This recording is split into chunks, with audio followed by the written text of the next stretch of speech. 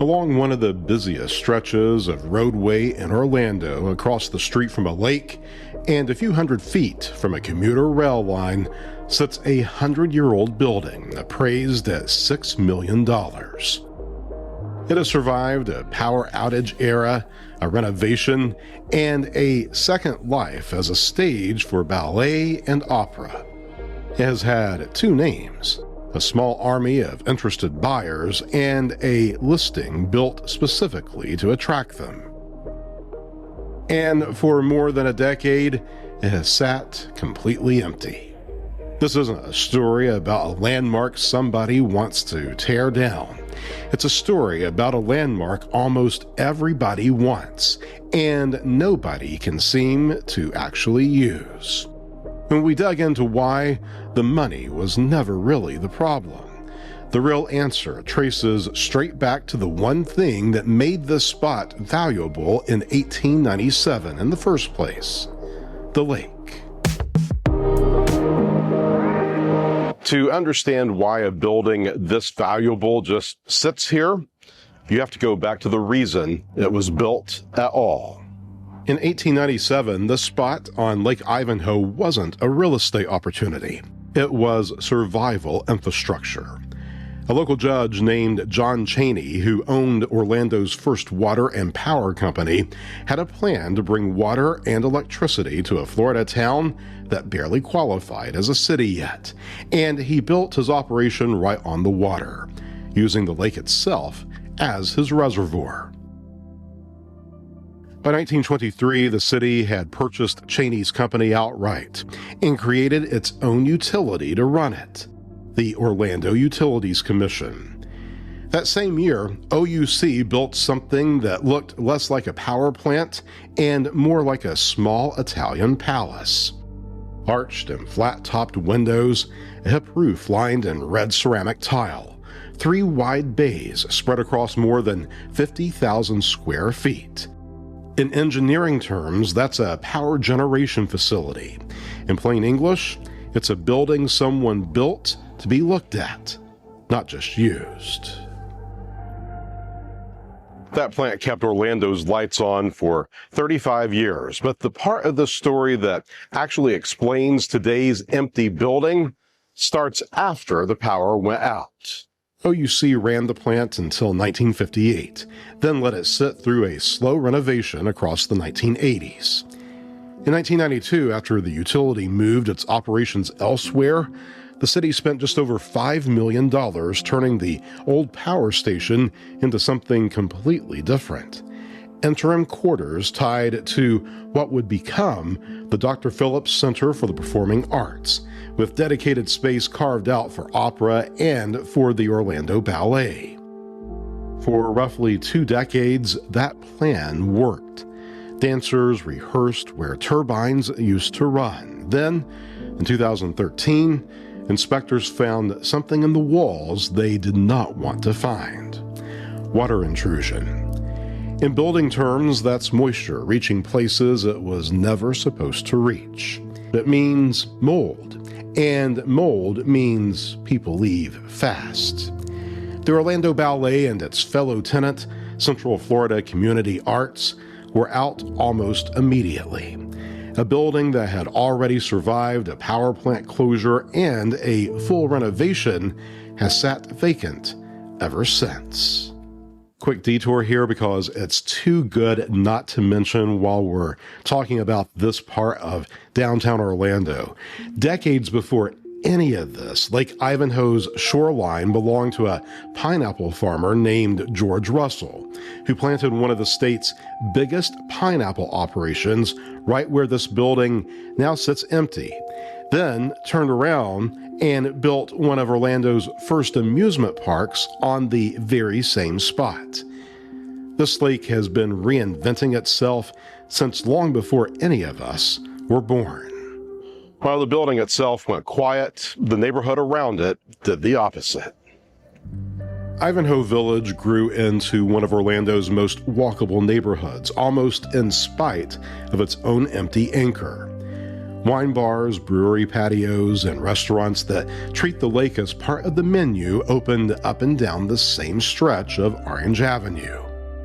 The district earned formal Main Street America accreditation, the kind of designation built around neighborhoods that are actually working. Every one of those businesses sits within a few blocks of a 100-year-old building with arched windows and a red tile roof that most of their customers have probably never set foot inside. So that covers the building's first 80 years. Useful, then beautiful, then abandoned by accident. What happens next is where it gets strange, because Orlando didn't lose interest in this building. If anything, it tried too hard. In 2021, OUC put the building up for sale, hoping the proceeds could go toward the utility's clean energy projects. Brokers rebranded it The Current, built it its own dedicated marketing site, and pitched it to buyers well beyond Orlando as a rare shot at owning a piece of the city's history. One of the brokers marketing the property put it simply: the value to a boutique hotel would look nothing like the value to a company the size of Amazon. So they let the price open and let buyers name their own number around a roughly $6 million appraisal. By every normal real estate measure, this should have sold fast. It sits across from a lake in one of Orlando's most walked, most photographed neighborhoods, along a heavily traveled stretch of road next to a commuter rail line. A property like that, historic designation and all, is usually a bidding war waiting to happen. It has now been 5 years. It is still empty. The answer isn't neglect, and it isn't a lack of interest. The reason nobody's closed a deal on this building was baked into its location before Orlando ever built anything here at all. Remember me telling you that this building's entire reason for existing was Lake Ivanhoe? Well, that same lake is part of the problem now. Part of the building actually sits below the lake's water line, which means water pressure is constantly pushing in from underneath, not just around the edges. In engineering terms, that's a hydrostatic pressure problem. In plain English, the lake that made this spot valuable in 1897 is still trying to get back into the building today, and any buyer isn't just purchasing a historic landmark. They're taking on a permanent waterproofing project that never really finishes. The problem isn't hypothetical. Back in 2015, OUC tore up the building's own floors to remove soil contaminated by a decades-old diesel spill from its power plant days, a cleanup the utility priced at around $1 million before the waterproofing and mold work could even start. Layer that on top of a 1987 historic landmark designation, which means any exterior change has to clear the city's Historic Preservation Board before it clears anything else, and you start to see the real shape of the problem. None of it is a scandal. It's just a lot of expensive, unglamorous fine print sitting underneath a beautiful roofline. And here's the detail that makes it sting. A few hundred feet away, OUC has been trying to build its own replacement infrastructure, a new electric substation since 2019. That project was supposed to open in 2022. Instead, it's been folded into a $250 million transmission upgrade that only went before the city's planning board this spring, with construction now stretching toward the end of the decade. Orlando's own utility company can't get its own new power infrastructure built quickly either. The old plant isn't the only thing stuck in limbo a few hundred feet from Lake Ivanhoe. So the building isn't cursed, and nobody here is the villain. It's just genuinely hard to be historic and functional at the same time. What's true either way is this: Orlando keeps its skyline.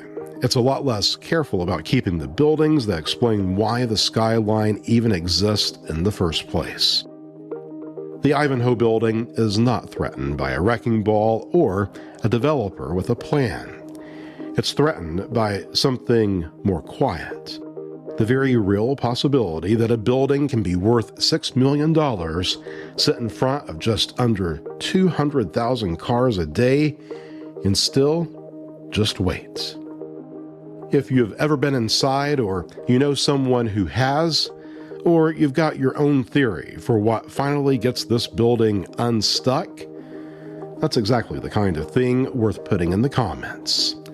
This one might take somebody local, not a broker, to actually solve.